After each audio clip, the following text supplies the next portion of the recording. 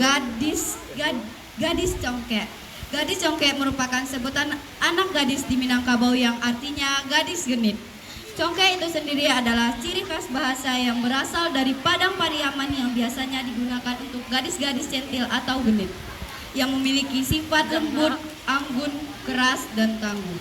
Jadi, dalam aktivitas ini memperlihatkan bahwa perempuan itu tidak hanya memiliki sifat lembut, tetapi juga memperlihatkan wanita itu bersifat keras tangguh. Karya tari ini berangkat dari aktivitas anak gadis di Minangkabau yang menceritakan aktivitas gadis di Minangkabau pada umumnya. Aktivitas gadis di Minangkabau yaitu di rumah, menampi beras, bermain dengan teman-temannya seperti bercanda gurau dan lenggang-lenggok. Properti pendukung karya tari ini adalah tampi dan selendang. Marilah kita saksikan penampilan dari SMP Negeri 25 Padang. Selamat menyaksikan. Itu nan miripnya. Ang lagi na ngomong ada yang cek jangan.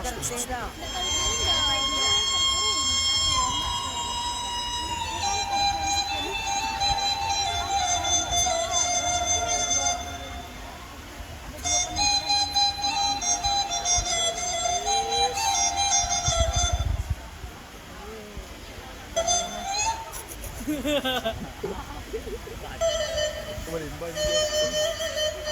Ang tingginya kecil. Coba cari-cari ya, Bu. Tadur, Bu.